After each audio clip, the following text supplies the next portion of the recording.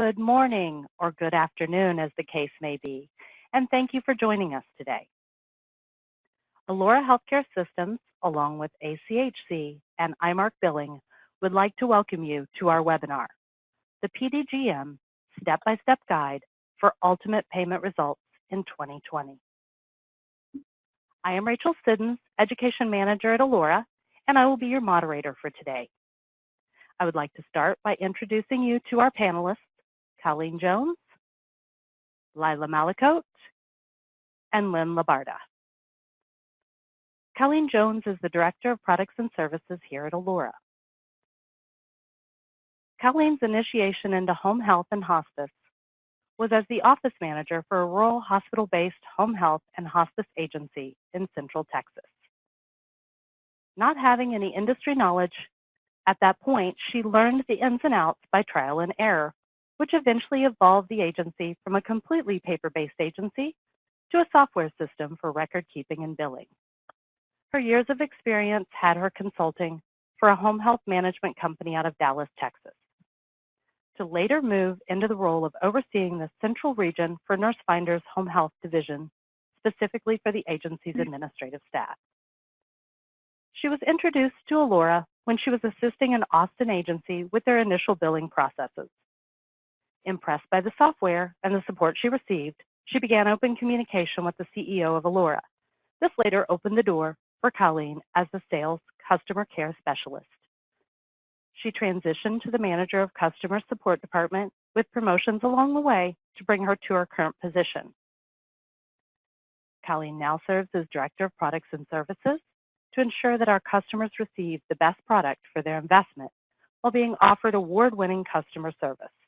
Over the years, Colleen has shared her knowledge and dedication with all of us, but most importantly, she has shared her passion and commitment to each and every one of us, customers and staff alike.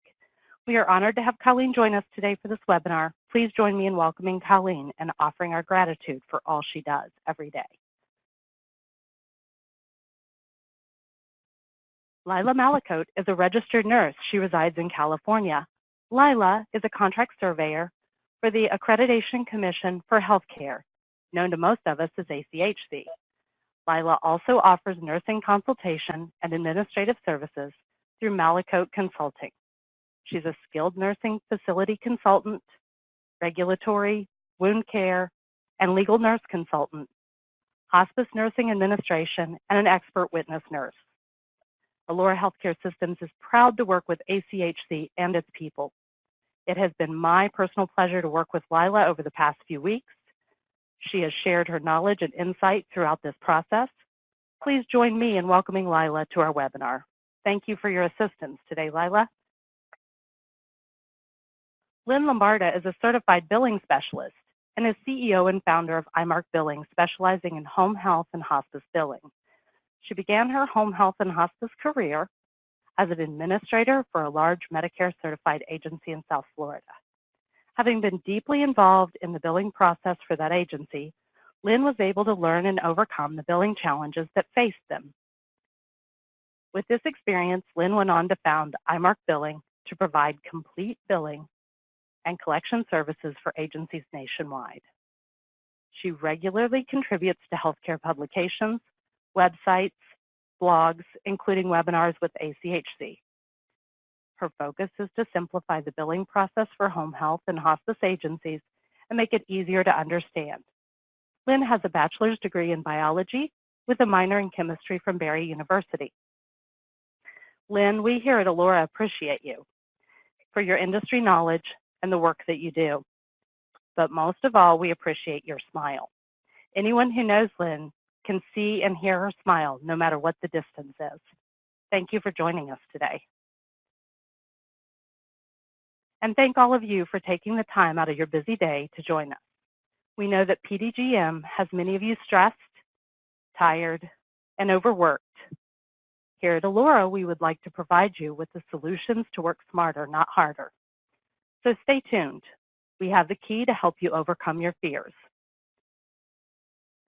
I would like to add that all information presented today is accurate to the best of our knowledge as of October the 14th, 2019. Last but not least, You are sure to have questions as we move through this presentation. Please type your questions in the questions areas of the GoToWebinar window. This window may minimize. At this time, you will be able to view the presentation. If you may access this area by selecting the orange arrow facing to the left to maximize the window, then click on the arrow in the gray next to the words questions. Type your question and select send privately. We will answer as many questions at the end of the presentation as time allows. If your question is not answered, we will respond by email. If you have questions after the presentation, please send those to webinar@alorahealth.com. If you are registered for this webinar, we will send a copy of the presentation to you. Now, let's get started. Colleen? Hello. Good afternoon, everyone. We're so glad to have you joining us today, along with our guest speakers. When reviewing the attendee list, we noted that we had several agencies that are attending outside of the continental United States. So they're joining us in the middle of their night, where some of you are just finishing up your lunch. We will do our best to keep you awake.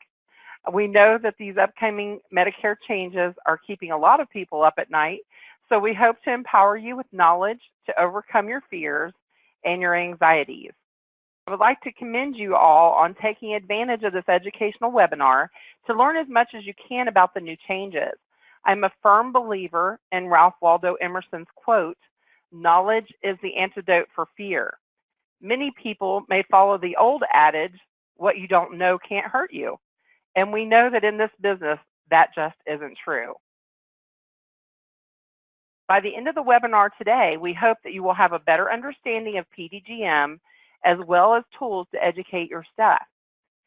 To accomplish this objective, we will be covering the following topics: the changes under PDGM versus the current PPS model, what things have not changed with PDGM, detailed breakdown of PDGM, recommendations as you transition into PDGM, how your home health agency will stand up under PDGM, as well as new changes within the proposed rule for 2020, released in July of 2019. I'm sure that each of you have already been inundated with information related to PDGM changes, but we will start today with the basics. In short, what is PDGM?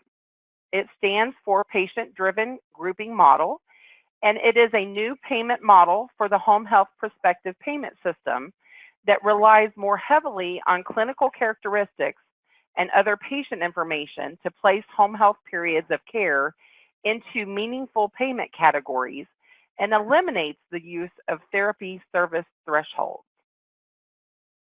With the initiation of PDGM, there will be a change in the unit of home health payment from the current PPS model with its 60-day episodic billing to a 30-day billing period. With PDGM, you will have up to 2 30-day billing periods for each 60-day certification period. In addition to the change from a 60-day billing period to a 30-day period, there are some additional changes that we will discuss further during the webinar. Here are the other changes. There will be no therapy threshold in the new model. In short, the number of therapy visits will not determine the amount of reimbursement. In regards to episode timing, early versus late will have new guidelines. The location of the patient prior to admission will be key for the admission sources, community or institutional, and will have effect on reimbursement. There are clinical groupings, 12 subgroups based on a principal diagnosis. There are 3 functional levels used to determine additional reimbursement. The primary diagnosis takes the lead in reimbursement, but there is potential for a comorbidity adjustment based on secondary diagnoses. There are 432 payment groups in the new grouping model. LUPA calculations will vary per patient from 2 to 6 visits. RAP payments will continue except for newly certified agencies. Unit of payment is 30 days versus 60 days, as we mentioned earlier.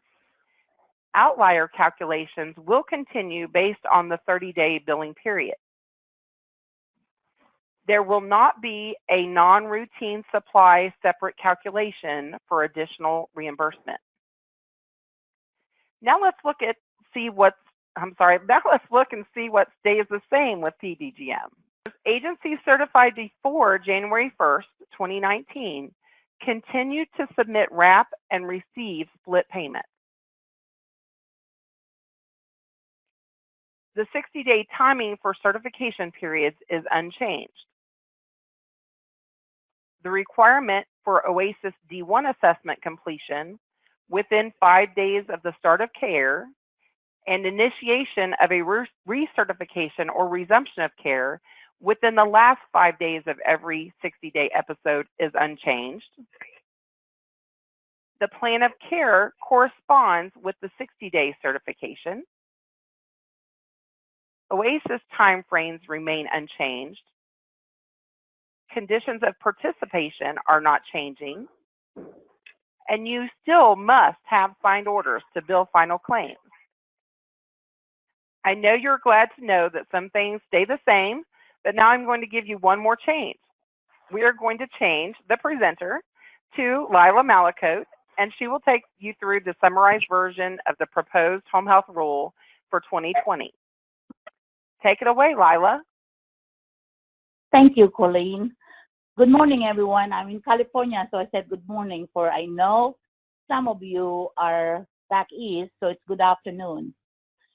I am going to talk about some of the home health proposed rules and some that's going to be affecting you with the PDGM.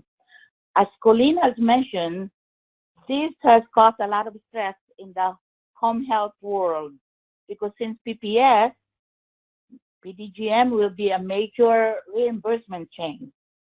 So, proposed home health rule effective 2020, CMS has proposed to decrease the RAP payment amount for the existing agencies from the current 60-40 or 50-50 to a RAP payment of 20% of the anticipated 30-day payment. In addition to that, if you get your certification or Medicare certification for 2019, you will not get any RAP. Significant change proposed since it may result in higher financial impact to agencies in January 2020 under PDGM. Now, how is your reimbursement going to be determined? There are 6 items. One is case mix variables, the admission, timing early or late, clinical grouping, functional level, comorbidity.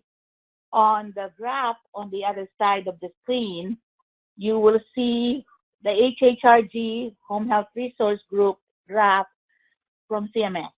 I know it's kind of hard to read, but if you guys print it, it's a lot better. But we will review it one by one. The first one is the grouping model is admission source. Where is the patient coming from? Is the patient coming from the community? And community includes physicians' offices, assisted living. And so if the patient is coming from community referral, there will be a lower resource use and lower payment. That means the patient has not had any acute or post-acute care stay in the last 14 days prior to the home health start of care. The next admission source is institutional. Institutional includes the acute care hospital, skilled nursing facility or SNF, inpatient rehabilitation facility, inpatient psychiatric facility, or long-term care hospital. That means the home health agency must admit the patient or the start of care must be within 7 days.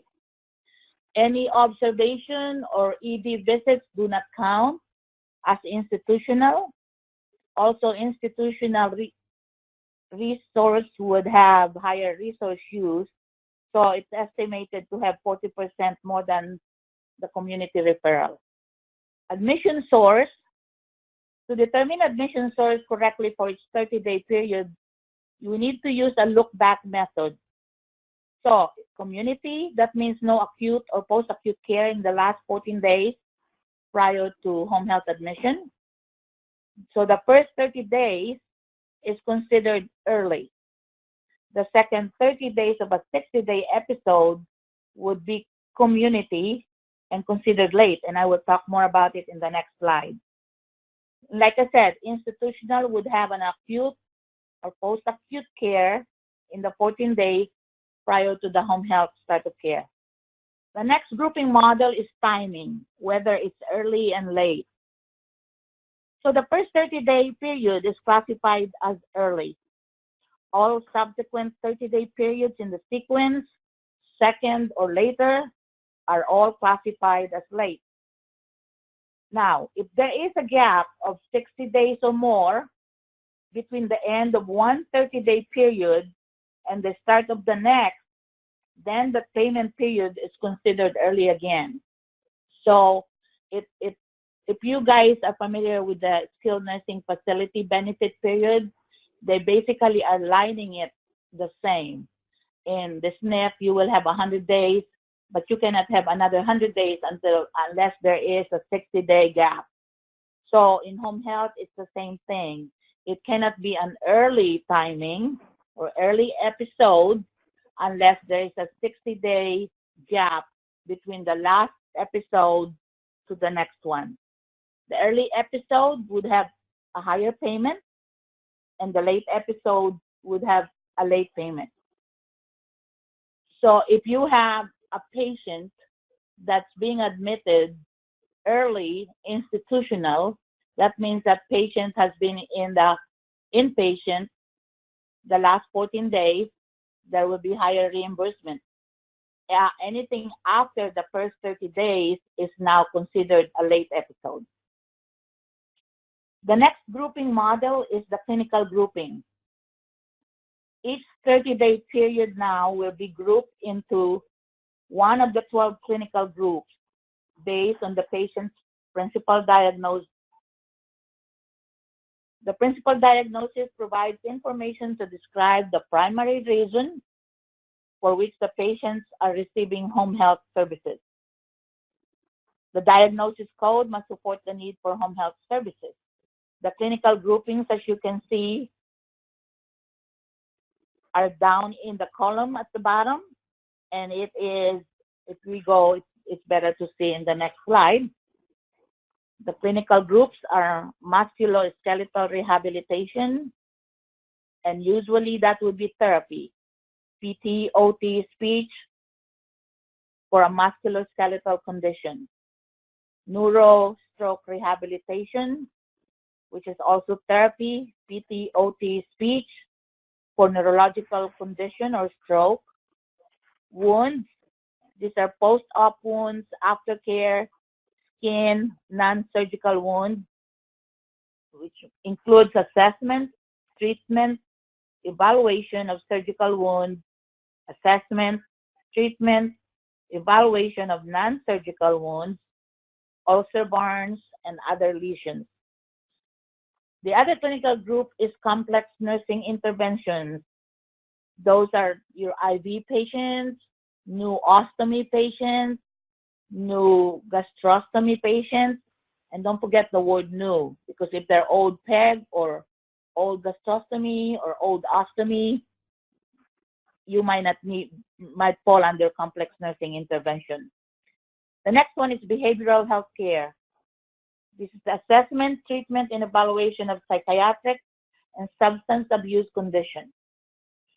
Then the rest of them are grouped under medication management, teaching, and assessment, also called MMTA.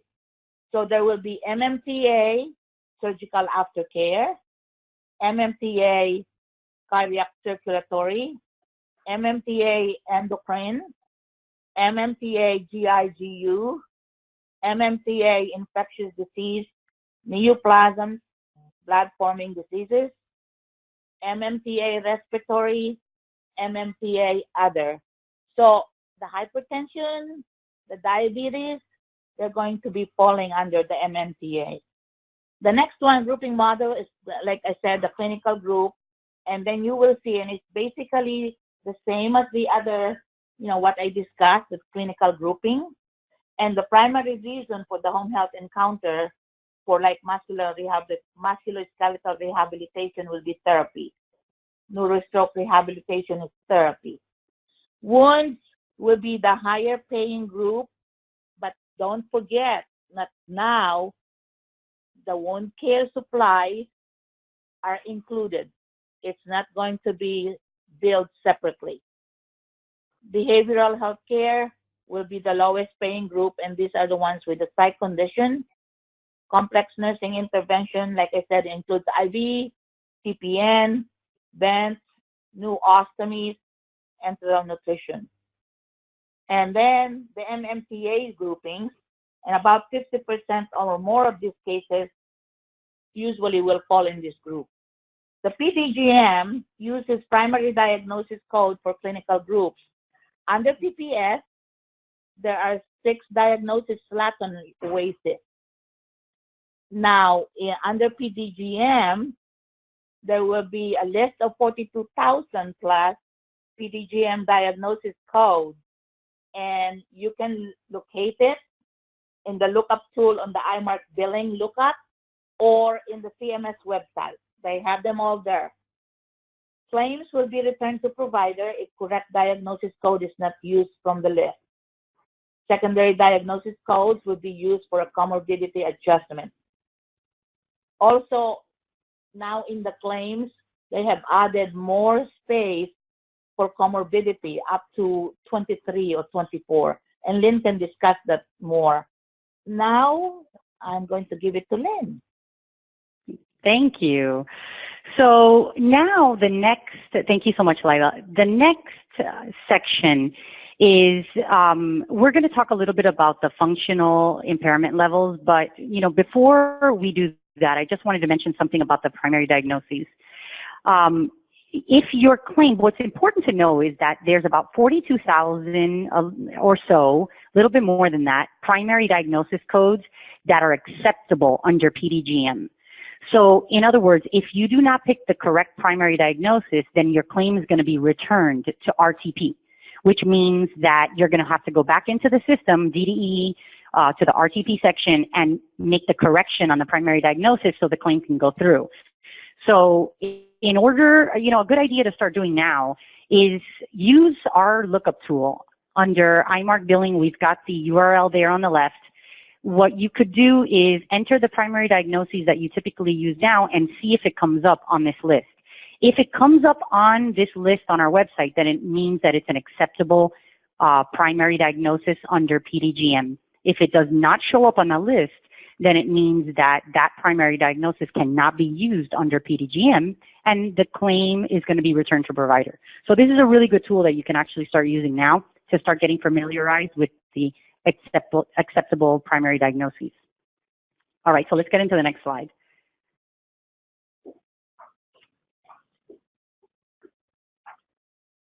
Next one after that.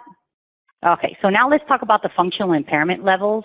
This is another driver of your reimbursement, okay? We had just talked, Lila spoke a bit about your timing, spoke about your admission sources, spoke about the clinical groupings. Now we're going to talk about the functional impairment levels. Now, the functional impairment levels, what's important to know here is this information comes directly from certain answers on your OASIS, certain questions on your OASIS. So PDGM is going to designate a functional impairment level for each 30 days the patient is on service with you based on the answers to certain OASIS items. So, clearly, the more impaired the patient is, the higher the points that you're going to receive on the OASIS. The higher the impairment level, then, of course, the higher the reimbursement is going to be. And, of course, Medicare is going to consider that you're going to use more resources as well. So this is a little bit different from the current PPS model that we're working with right now, because the OASIS has many different questions that can impact our reimbursement. But for the PDGM level, the PDGM model of reimbursement, it's actually only going to be a few items on the OASIS that are going to impact our reimbursement. And that is going to deliver to us a certain level of functional impairment, such as low, medium, or high. Okay, so on this slide, you're able to see the questions that are directly related to your functional impairment. These are the MOO items that you need to focus on as far as reimbursement goes. Now, the more dependent the patient is, the higher the points, like we were saying before, you're going to get, which is going to equal a higher payment and a higher resource use as well. The lower the level of impairment means responses to the OASIS items are associated with low resource use. When we say low resource use, we mean that, chances are the patient is not as impaired, so you may not need to send HHAs or therapists, or at least, a higher number. You may not have to send a higher number of visits of those disciplines because the patient is not that dependent. Now, the higher level of impairment, it's going to equal, like we said, a higher resource use. So the patient is going to be more dependent, and chances are they're going to need more therapy, potentially more HHA. So what's going to happen during the functional impairment is you're going to, when you move from low to medium, you can have an approximate payment increase of around $270 as an example, okay? And once you move from medium to high impairment levels, then you're going to jump to another additional $190 to increase your payment. So, when we look at the next slide, you're going to see that, as I mentioned before, these are the only questions that now are going to impact your reimbursement. But the full OASIS is still critical, okay? It's important that the OASIS is completed by a professional that possesses strong assessment skills, because it hasn't changed that the OASIS is going to paint a picture of the patient's condition. That still hasn't changed. You're still going to have to transmit your OASIS. And note that, tell your clinicians this, and this is important even for today. It's important to not do an interview when it comes to the OASIS, that the clinicians should observe and assess. For example, observe and assess their transfer, their ambulation, because that's the proper way of doing that OASIS, and that could potentially even get you higher points, because the clinician is actually observing what the patient can and cannot do. So like we said before, when it comes to functional levels, you're going to either get a low, medium, or high score for every 30-day payment. Okay. Now note, as always, that if the OASIS is not completed properly, you may get a lower payment. And again, like we said before, you still have to transmit that OASIS. And of course, you still need to have someone QAing the OASIS who understands the OASIS items. And again, the OASIS needs to be transmitted before we bill the final. Okay, that is actually very important to note. This has actually been a question that we've gotten often. Do we still need to transmit the OASIS before we bill the final? And the answer is yes. All of the OASIS need to be transmitted before you bill that final. Otherwise, you'll end up with a denied claim, which is what's happening now. And of course, your OASIS data must be transmitted to CMS. Otherwise, a 2% rate reduction could be imposed if you don't have, you've got to have at least, 90% of your OASIS transmitted, or else you end up in this 2% reduction rate. So let's see the next slide. So the next driver of your reimbursement is your comorbidities. So comorbidities, your comorbidity adjustment is taken from the presence of a secondary diagnosis on the claim. So our secondary diagnoses have always been important, but now they're going to be even more important because they can contribute to a higher payment. So Medicare has stated that your comorbidity adjustment could be at 3 different levels. It could be none, meaning no comorbidity adjustment, so that's not an increase in payment. Could be low comorbidity adjustment, or a high comorbidity adjustment for each 30-day period. Okay, so everything when it comes to the reimbursement formula for PDGM, it has to do with the 30-day payment period. Now, for the comorbidities, what is good, I think, under PDGM is we've got 24 slots, 24 opportunities on the claim in order to get all of the secondary diagnoses that could affect the plan of care in order for us to potentially get an increase in payment. In the current model, we've got 6 slots that come from the OASIS, okay? But now under PDGM in 2020, we're going to have 24 opportunities to potentially put in a secondary diagnosis that's appropriate and that qualifies for a comorbidity adjustment, which could eventually increase our payment. So that's a good thing. Let's check out the next slide.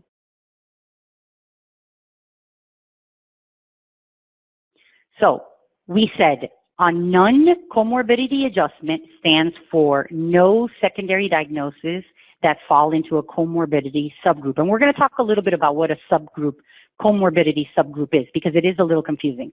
The low comorbidity adjustment is a secondary diagnosis that falls into just one subgroup category. Okay, a high comorbidity adjustment means that 2 or more secondary diagnoses fall into the same comorbidity subgroup. Okay, and again, like I said, we're going to describe this. The high comorbidity adjustment is assuming that 2 or more secondary diagnoses are associated with higher resource use.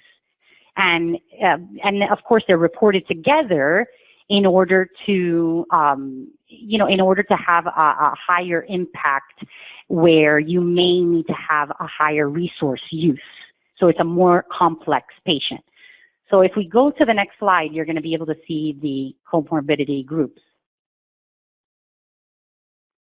Okay, so a comorbidity adjustment is really specific diagnosis codes, okay, that are grouped into specific categories that CMS has considered for a comorbidity adjustment. So if you look to the left, you'll see a diagram that shows you about 13 categories, and those are the categories that Medicare has approved for a comorbidity adjustment.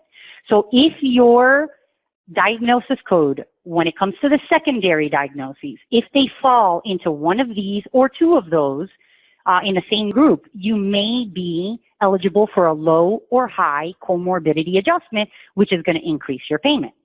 So what we've done, because it is a little confusing, is on our website, and you've got the URL on the bottom, we've created a tool where you can type in a secondary diagnosis, and it's going to show you if that secondary diagnosis falls under one of the comorbidity subgroups that is acceptable for Medicare to potentially give you an increase in payment. Okay, like we said before, if it's just one diagnosis that falls under a comorbidity subgroup, that could be considered a low comorbidity adjustment. If it's 2 or more that fall in the same subgroup, then you could qualify for a high comorbidity adjustment. So Medicare is expecting that about 80% of our 30-day payment periods are going to not have any comorbidity adjustment. And why? They have, historically, home care agencies haven't been great at obtaining all of the secondary diagnoses that could affect the plan of care for a lot of reasons, right? And so Medicare is assuming that this is going to continue because they've gotten this information from our cost reports and from our claims data, right? So based on our claims data and our history as a home health agency, as an industry, they're expecting that 80% of your claims are not going to have a comorbidity adjustment at all. So obviously we're going to want to do better as an industry when it comes to this. You know, a low or high comorbidity adjustment can increase your payment by 20%. So this is an opportunity, like I said, 24 slots on the claim where you are going to have the opportunity to put in a secondary diagnosis that could affect the plan of care. So what are we going to want to do? We're going to want to now more than ever try to ask our physicians for the H&Ps, their history and physical, in order to get all of the diagnoses that could affect the plan of care so we could put those on the claim. You're going to want to put those in your home care software. You're going to want to put them in Allura because currently it's the diagnoses that come directly from your OASIS, but under PDGM, you're going to have 24 slots on the claim that could contribute to a comorbidity adjustment. Now, if you're getting the patient from a facility, it would be a great idea to do a chart review if you can, because again, capturing as many secondary diagnoses that affect the plan of care could potentially increase your payment. So this is an extra effort that we're going to want to do.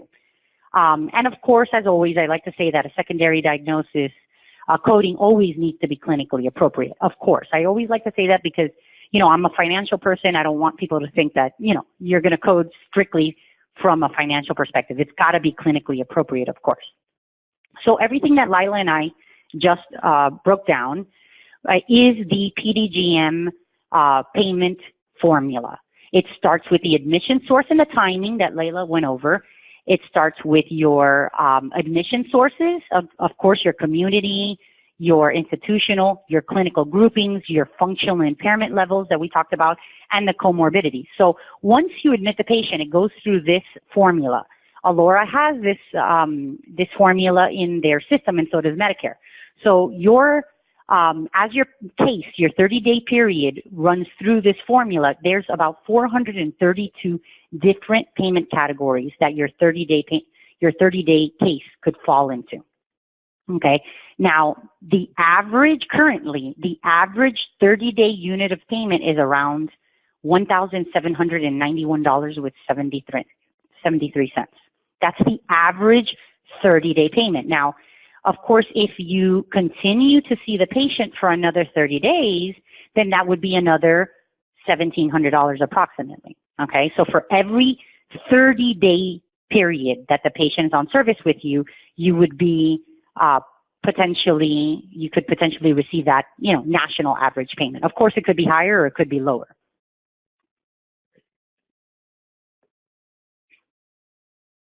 So for every 30-day payment, you're going to have a different payment. Like we said, it could be different payment, it could be the same. It's all based on your HIPS code. So your HIPS code is changing for PDGM.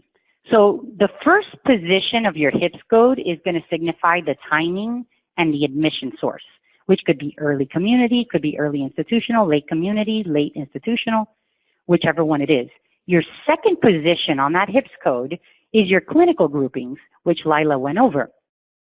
Your third position is important to know because that's your functional level. You can either have a low functionally impaired patient, or you can have a high functionally impaired patient. I circled that because it's important to keep an eye on that third position of the HIPS code, because that's really what's going to determine potentially the number of therapies you're going to send out to the case, or even the number of ACHC visits that 30-day period may need, that patient may need. Your fourth position is going to be your comorbidity adjustment, your secondary diagnoses. And it could be none, low, or high, like we just spoke about. Your last position is just a placeholder. It's not going to mean anything. It used to be, right now, the non-routine supply calculation.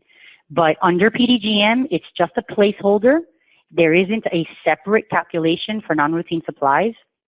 So the HIPS code under PDGM is just going to have a 1 in the fifth position.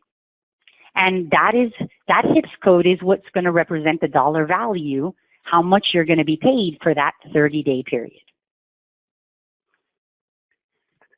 So let's talk about some exceptions. We all know LUPAs, PEPs, and outliers because they affect us now under PPS.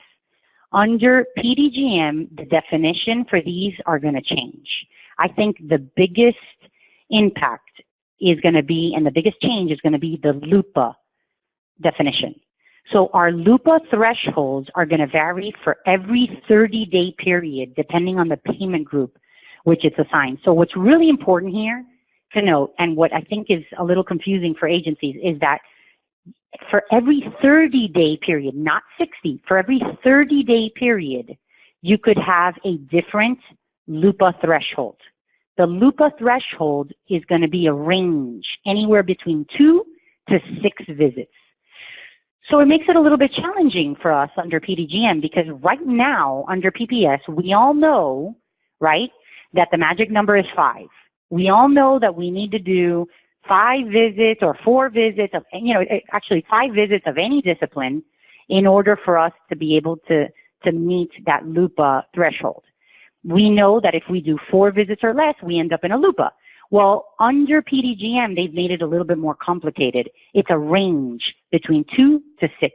And in order for you as an agency to know what the LUPA threshold is, you actually have to know what the HIPS code is for that particular 30-day payment, for that particular 30-day period, and that HIPS code comes from your OASIS. Okay? So when you generate the OASIS, your software is going to generate a HIPS code. So what we did is we created a lookup tool on our website, and you've got the URL there. I'm sure the softwares, of course, I'm sure Alora is going to have a system where you're going to know if the particular 30-day period is going to be a LUPA or not. I'm sure it's going to give you that information, but in the meantime, once you enter the HIPS code onto our website, you would be able to see what the LUPA threshold is. So in this example that we have here on the screen for the HIPS code 1AA11, it's showing you that you've got a visit threshold of 4. So what that means is you have to do 4 visits of any discipline during the 30-day period in order for you to be able to get that full payment. If you do 3 visits or less, then you would end up in a LUPA situation. So again, the key takeaway here is that it's for every 30 days, the LUPA. So if you're going to see the patient for another 30 days within the 60-day episode, then you have to keep in mind that the LUPA threshold is going to be most likely the same as this one if the HIPS code hasn't changed. So it's going to be for every 30 days, and that's what's been a little tricky for agencies to understand. So your PEP adjustment, the only thing that has changed about your PEP adjustment is instead of it being a 60-day trigger, it's at a 30-day payment period trigger now. So the triggers are the same. It's, 3 events that can cause a PEP adjustment, which is a partial episode payment. The patient either transfers to another agency, okay, or the patient is discharged and readmitted to your same agency, or the patient enrolls in an HMO during the 30-day period. All of that is going to cause a PEP adjustment. So currently it's on a 60-day episode, but now under PDGM it's going to be on a 30-day period. So let's move on to the next exception, which is going to be your outliers. Also, your outlier definition really hasn't changed other than the fact that now it's based on a 30-day payment period rather than a 60-day. Okay, so it's the same definition, but based on a 30-day period. And I think what's really most important for you to know under the outliers, because outliers are automatically calculated based on, percentage in a formula that we all know that Medicare reviews every quarter. So I think what's important for you to know, because a lot of agencies do ask us, well, how can we, control the outliers? Really, it's going to be to make sure that you document all of your visits during the episode on your schedule, and you make sure that your time in and out are calculated properly on your schedule. I think that's the most important thing for agencies to know, because the units are calculated automatically by Medicare to determine if the patient is going to be an outlier or not, and you can get that additional reimbursement based on what percentage you are as an agency. So really no other action needs to be done by the agency other than ensuring that your time in and out are correct on your schedule in your software, and make sure that all your visits are documented, and that's what's going to, that's what could potentially guarantee an outlier payment. So another concept that is challenging for agencies under PDGM is to know that we're dealing with 2 different, let's say, workflows. In other words, we have to think of our certification episode versus our payment workflow. Okay, now they're separate. Under PDGM, the certification workflow and the payment workflow are 2 different things. Under PPS, they're the same because our documentation workflow follows our payment workflow. In other words, currently under PPS, we're billing a wrap at the beginning of the episode and we're billing a final at the end of the 60-day episode, let's say, or when the patient is discharged. It's all based on a 60-day episode. So it made it easy because the certification documentation followed the payments Okay. Now under PDGM, it's broken up into two different processes. Your certification periods, which is your documentation workflow, okay, is now based on, it's the same. It's based on 60-day episode. Okay. It's your payment period that's different. The payment period is what's broken down into two 30-day payment periods within a 60-day certification period. So the language is a little different now. We have to say 30-day payment periods, and we have to say a 60-day certification period. Okay, so your certification workflow, your certification period is your certification episode. That's still 60 days. Okay, your plan of care is good for 60 days. Your start of care oasis covers your 60 days. And your research are still done within the last 5 days of the episode in order to initiate another 60-day episode. So when it comes to your documentation, it hasn't changed. It's the same. It's just your payment periods that have changed. So if we look at the payment period process, when a patient is admitted, right, there's a 60-day episode that's created. So that stays the same. A 60-day episode is created. But now the billing is changing. The billing is going to be done every 30 days. The patient's on service with you. Okay? So we're going to bill once at the beginning of the payment period, and that's called a wrap, still the same. And we're going to bill once at the end of the 30 days, or we could bill earlier if the services are over, and that's called a final. Okay? The 30-day unit of payment is day 1 through 30 of the current 60-day episode. So it's sort of like monthly billing. That's what the industry is saying. It's monthly billing basically every 30 days. The average unit of payment we already talked about is approximately $1,700. Now, what's the criteria to bill a wrap? That has not changed. That is also something that is confusing agencies. The OASIS still has to be completed. The OASIS still has to be locked. It has to be exported, and transmitted. That has not changed. The plan of care has to be established and sent to the physician in order to bill a wrap. That has not changed. And your first billable visit has to be marked as completed and documented in your software in order for a wrap to be able to be billed. That hasn't changed. Now, what's important to know about this is, and a question we get very often, is if you're going to see the patient for another 30-day period, okay, then that means you're going to bill another wrap, okay? This criteria is still the same. In other words, the first billable visit of that second 30-day period has to be completed in order for us to be able to bill a wrap, okay? So that's what's a little tricky, but it's the same criteria. Now, wraps, the goal is to get those wraps billed anywhere between 6 to 10 days. The faster, the better. Now, at the moment, wraps are going to be paid 60% of the payment and 50% if it's a recert. Now, I know there's been some proposed rules back in July saying that they may reduce that, like Lila was saying at the beginning, to about 20%, but, we're not going to know really until this month, maybe the end of this month, what the final rule is going to be to see if that's going to be implemented. Now, once the wrap is billed, it gets paid anywhere between 5 to 7 days.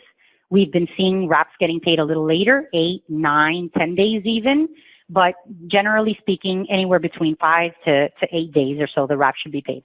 Now, note that any agency that was certified on or after January 1, 2019 will not receive a wrap payment, but we still have to bill that wrap.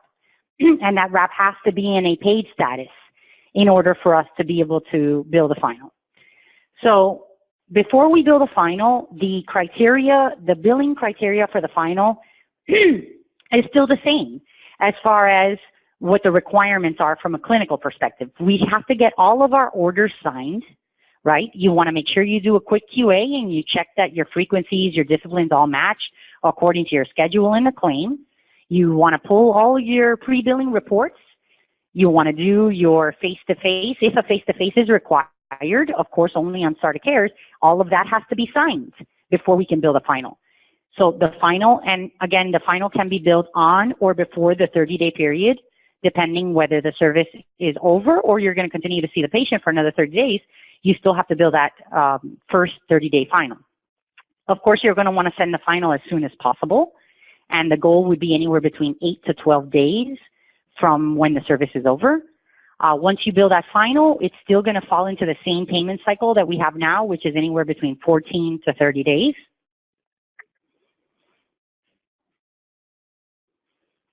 So I think the biggest question now is, how is this going to impact us?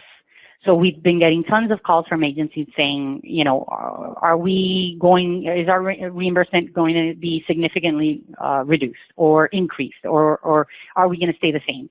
So a tip, you know, and a hint that I can give you is, if you go to our website and the URL is there towards the bottom of the slide, you can put in your Medicare number on our website and do a search, and it would show you what your potential impact for your agency would be under PDGM. It could be positive, it could be negative, but that's a really good place to start, I think.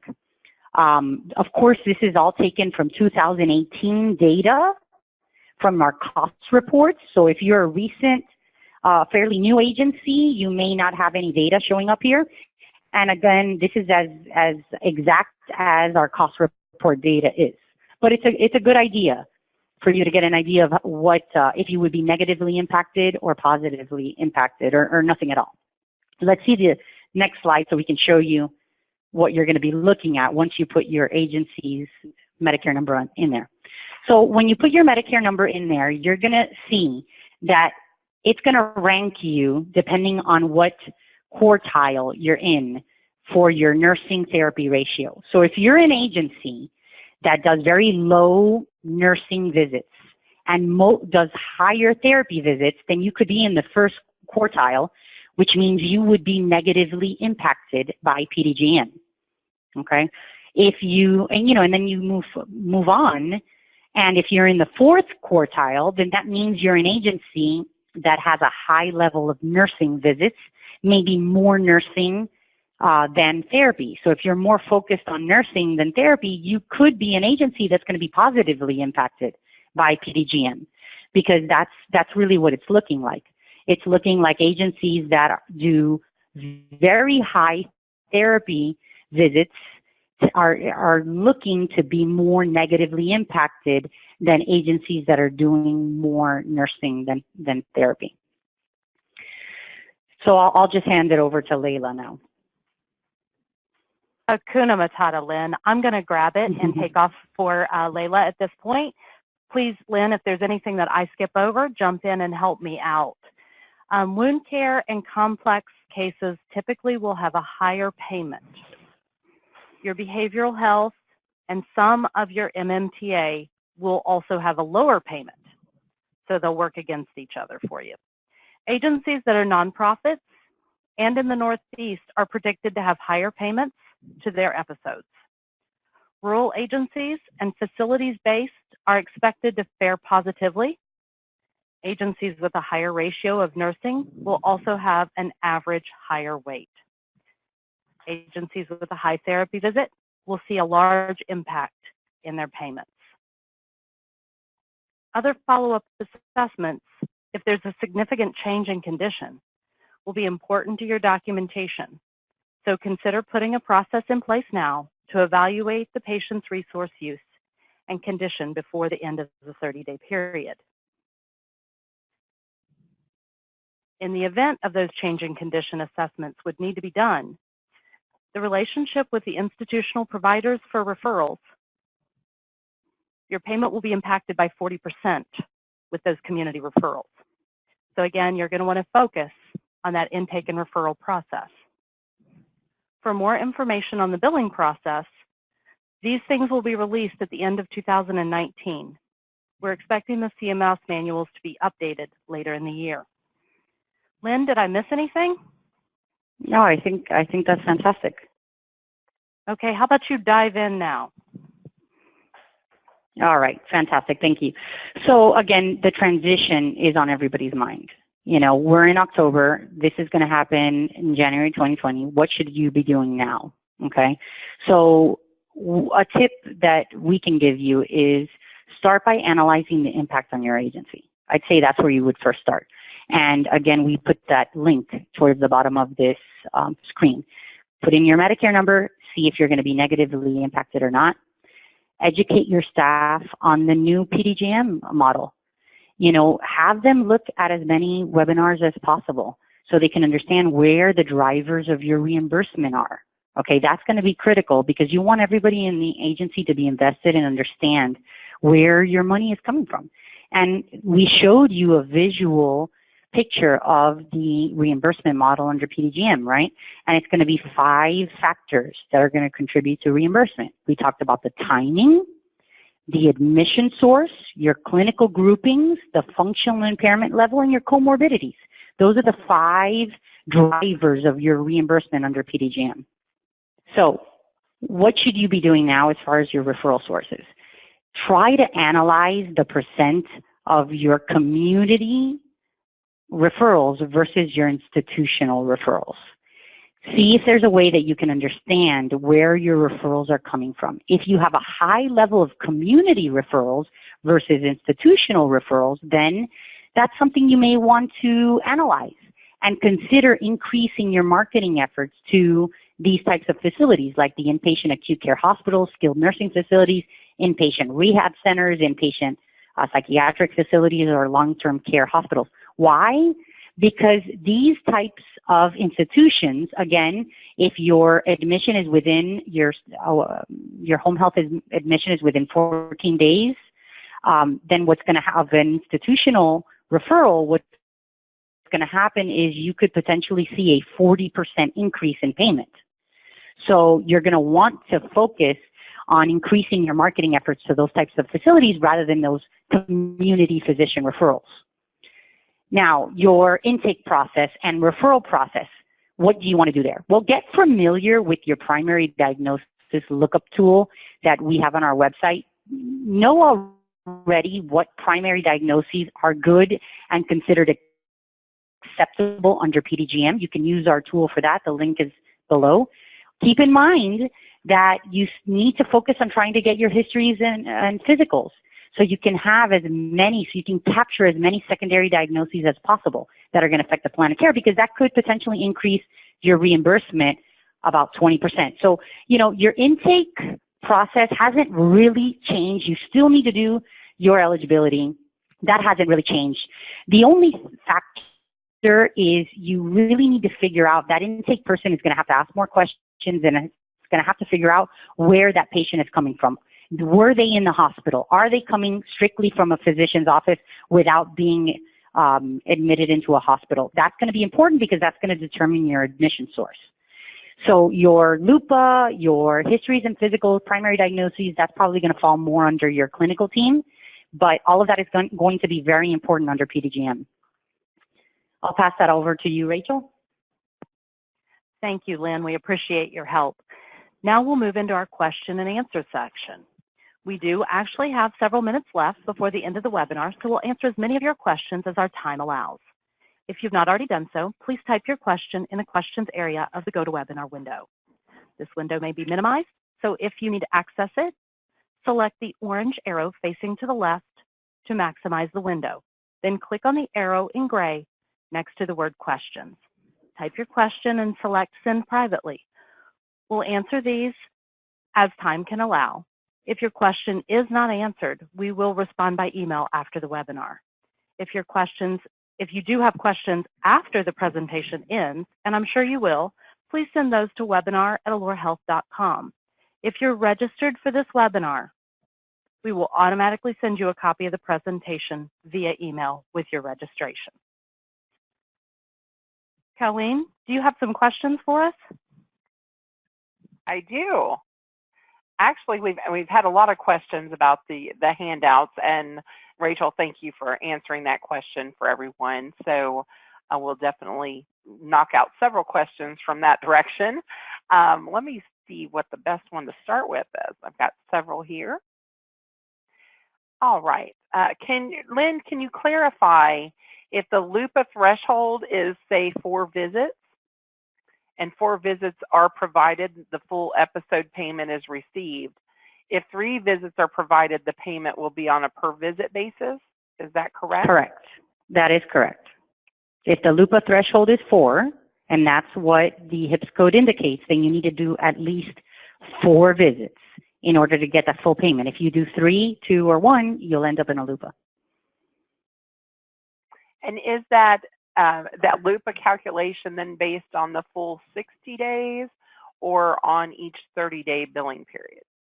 On each 30-day billing period. That's a great question because that seems to be a big confusion. It's on every 30 days. Okay, so the threshold no longer will be based on the 60 days. Each 30-day period will have its own LUPA calculation. Correct. Correct. Okay, thank you. That question came from Steve. And we also had some questions here. I'm not sure if you can tell this right off the top of your head because I think it's going to require more information, but we had the question about whether a monthly CAF change falls into, do you know what LUPA threshold it would fall into? Unfortunately, I don't. I suspect it will be a LUPA, but again, I don't know what that is off the top of my head. Okay, it would require the full assessment to make that decision. Okay. We also have a question about, can an RN add a secondary diagnosis that falls under the comorbidity to, sorry, let me read that a little better, to generate payment based on the RN assessment? So again, I'm not sure if I understand the question correctly, but so your secondary diagnoses, that a secondary diagnosis that could affect the plan of care, yes, can be added to your software, which would end up dropping on the claim, which could increase your payment. So obviously it has to be a legitimate, a clinically appropriate secondary diagnosis that the patient has. And if it does fall into the appropriate subcategory, you could be eligible for an increase in payment. I hope that answers the question. I think that will clarify.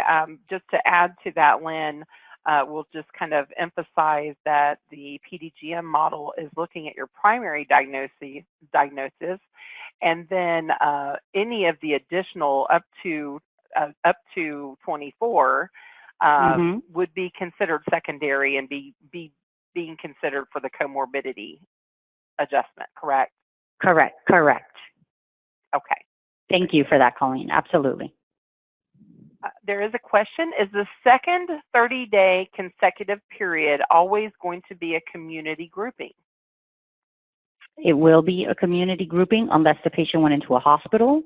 Then it would be considered institutional. Otherwise, it would be community. Very good. That question came from Joseph. How will this affect patients on home health for more episodes? Well, I'm thinking, sorry, I think that she's referencing longer term customers. So that is a question because, recertification is always a tricky thing when it comes to home health.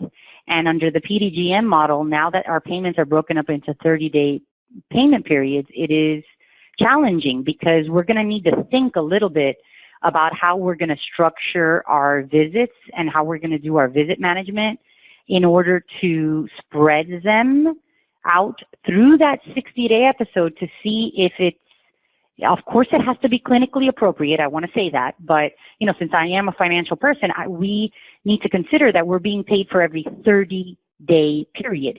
So, in other words, if you do 10 visits within the 30-day period, and that's it, and that's all the patient needs, then you would only be billing one 30-day period, and you would not go into the second 30-day period. Okay, so it is going to affect, the long-term research of the patient because unless the patient needs enough visits to spread into that second 30 days, you may end up discharging them sooner and not receiving that second 30-day period payment. Another question we have, this is Lay. Can I submit a wrap for the second 30-day even if I did not submit the end of episode on the first 30-day period? Yes, you can. That's a great question. And yes, you can. It's the same as now. You know, now we are able to submit the wraps, and it happens a lot for the research before we submit the final, and it's going to be the same. You can, most likely, we're going to be submitting the second wrap for the second 30-day period, most likely before we submit the first final for the first 30 days.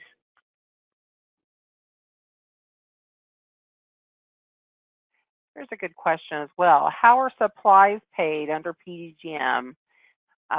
If included in payment, how is it paid? So there's no separate calculation for supplies under PDGM. Based on your primary diagnosis, your 30-day period is going to fall into a specific clinical subgroup, and that clinical subgroup is going to include the payments for supplies. So if you fall into a wound care clinical subgroup, the payment for that clinical subgroup is going to be calculated based on the fact that you're going to be using supplies. Very good. Thank you, Lynn. We do have another question that seems to be a good question here. If the assessment is done for the 60 days and the care plan is created for every 60-day period, how does the HIPS code change every 30 days? Does this mean we have to change the diagnosis every 30 days? That's a great question. You don't have to change the diagnosis, and you are correct that the assessment is good for 60 days. So if nothing has changed for the patient and there is no significant change in condition, and you're going to see the patient for the second 30-day period, you're just going to bill the wrap for the second 30-day period, and it's going to have the same HIPS code as the one from the start of care. How will PDGM affect maintenance therapy? So again, you know, PDGM is going to affect maintenance in the sense that, you know, therapy is not going to be reimbursed per visit by threshold. So your therapy driver is changing. It's not going to be based on the number of therapy visits you do. So it's all going to be based on the formula that we discussed. You've got to run through the patient through timing, through admission source, through clinical grouping, and then of course your functional impairment levels from your OASIS are going to drive really the number of therapies you're going to be doing. And again, like we said, the comorbidities. And it'll just fall under a specific payment category, and you would go ahead and do the appropriate therapy visits for that 30-day period. And again, when it comes to the maintenance, you have to make sure that that primary diagnosis that you're using is going to be appropriate under PDGM. If it is, then you're fine, and you're going to do the number of therapy visits that are appropriate, and you're going to move on. Very good. I do have another one here that is a really good question. Let me grab it. It just moved on me. Sorry about that. This agency, this is Connie, she states that she was accredited after 2019. Will I get payment after each 30-day payment, or will it be after the 60 days? So if she was accredited on or after 2019, what it means is she's not going to get a wrap payment, but she will get a final payment, a full payment upon final. So we would still have to bill the wrap, and then after the 30 days, you would bill the final, and you would be paid on that final, a full payment based on the final after each 30 day, not 60. Oh. It's all based on 30 days. So the difference for those agencies that are accredited after January 1st of 2019 is they still have to submit the wrap, but they won't receive wrap payment. They will receive payment at the end of episode for each 30-day billing period. Is that correct? Correct. That is correct. Okay, excellent. Okay, maybe two more questions, Colleen, as time allows. There is a question about how does PDGM work with the reviewer's choice demonstration? So right. So it's just two different programs. I mean, in the sense that PDGM is, PDGM, and a reviewer's choice is a reviewer's choice. So if you're in one of those agencies that you're going to fall under review choice, you still need to submit all of your documentation to get that pre-approval from Medicare. That doesn't change. And the PDGM just has to do with your financial reimbursement and the change in the reimbursement model for Medicare. So they're two separate items. So you would recommend, Lynn, and I think I would too, that you just move forward with reviewer's choice as if nothing has changed, continue to Correct. do the process and work PDGM into your intake Absolutely. process, your clinical process, and then billing. Absolutely. There is It's a a double question whammy. from Pat. I'm so sorry. I started to jump right in there. No Give me a problem. little room. All right. So one other question from Patrick. Is it expected that the RAP payment will be no longer in existence after the year 2020? There has been some speculation, and there has been talk in the industry that eventually the RAP payments are going to be suspended. That is, unfortunately, I believe, is probably going to be the future of RAP payments for all agencies, although right now it is stated that, agencies accredited before 2019 are still going to get RAP payments. But eventually, I think we should all prepare for the fact that there will be no RAP payments. Okay, very good. We do have one other scenario here. So if we receive a community referral, but the patient was hospitalized 30 or 60 days ago, should we get some documents from the hospital, although it's a community referral, to get the history and patient diagnosis information? Obtaining, it's still a community, but, obtaining the histories and physical and doing any kind of chart reviews is a great idea, just so you can capture as many secondary diagnoses that are appropriate for the patient's, plan of care. So sure, I would say why not? If you can do that, that would be great. It's still going to be a community referral, though. We do have several ALORA-specific questions, so I just want to make note of that to give an opportunity to explain that this webinar is an invitation to everyone outside in the world that wants to know about PDGM. It is not specific to ALORA, so I will answer those questions via email to you in regards to what ALORA will be doing for meeting those additional diagnosis codes, and there's lots of questions about that, as well as the plan of care and information that will be coming with the new requirements. So we will sideline those and discuss those at a different media, so to speak. I do have a couple of others. Let me see if I can get this one pulled up. Okay, probably time for two left. Two more? Okay. Sorry. That looks like that's going to be more clinical, and I know that Lila had to leave on an emergency, so apologize for that. I'll have her respond to those. How does it pull early versus late in the functional level on the second 30-day RAP? So again, if I understand the question properly, the early versus late. So early episodes are anything, it's the first 30 days.